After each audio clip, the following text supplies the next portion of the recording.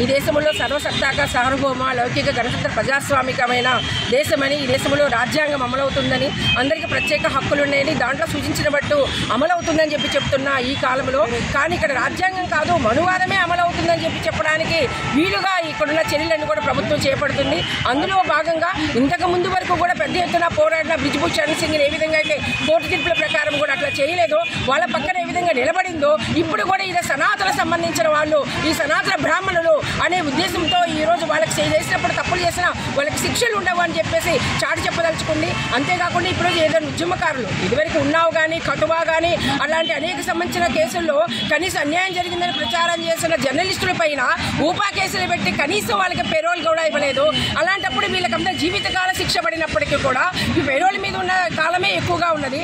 అంటే రాజు తలుచుకుంటే దెబ్బలకు కొదువా అన్నట్లు ఈరోజు బిల్కిస్ బాను కేసులో ఉన్న హంతకులందరూ కూడా వాళ్ళ నేరస్తులందరూ కూడా ఈరోజు జైలులో కూడా వాళ్ళందరూ ఉంటే అన్ని రకాల సౌకర్యాలు వారు అనుభవించారు.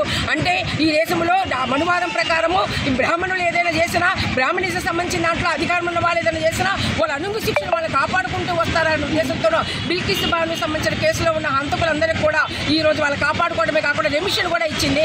ఈ రెమిషన్ కూడా సుప్రీంకోర్టుని మేనేజ్ చేసి ఈ విధంగా ఇవ్వడం జరిగింది. దీన్ని గుర్తించిన సుప్రీంకోర్టు ఈరోజు బిల్కిస్ బాను ఏ విధంగా అయితే పోరాడిందో న్యాయం కోసం, సామాజిక కార్యకర్తలు అలిపెరగకుండా ఈ దేశంలో ఉన్న న్యాయ వ్యవస్థను ఏ విధంగా తలుపు తడుతూ పదే పదే ఈరోజు యొక్క దాని బోటకత్వాన్ని ప్రశ్నించడం కోసం మాట్లాడారు. ఈ దేశంలో న్యాయం కూడా మిగిలి ఉందని అప్పుడప్పుడు కలుగడిచిందని చెప్పడానికి వీలుగా ఈ ఒక్క సంబంధించిన దాంట్లో ఈ ఫ్యాసిజంలో కాదు ఈ కొంచెం వెలుపులాగా ఈరోజు ఇచ్చిన తీర్పు ఉన్నది. ఈ తీర్పు ప్రకారం వెంటనే గౌరవించి మొత్తం కూడా వాళ్ళందరూ కూడా కోర్టుకు లొంగిపోవాలి. లొంగిపోయేలా ప్రభుత్వం వెంటనే వాళ్ళు అరెస్ట్ చేయాలి. ఆ విధంగా చేసే వరకు కూడా ఈరోజు ప్రజాసంఘం అందరూ కూడా బిల్కిస్ బాను కేసులో నేరస్తు అరెస్ట్ చేసే వరకు ఉద్యమిస్తామని చెప్పేసి ఆ విధంగా వెంటనే ప్రభుత్వం చర్యలు తీసుకోవాలని చెప్పేసి భారత బచావో తరపున విశాఖపట్నం డిమాండ్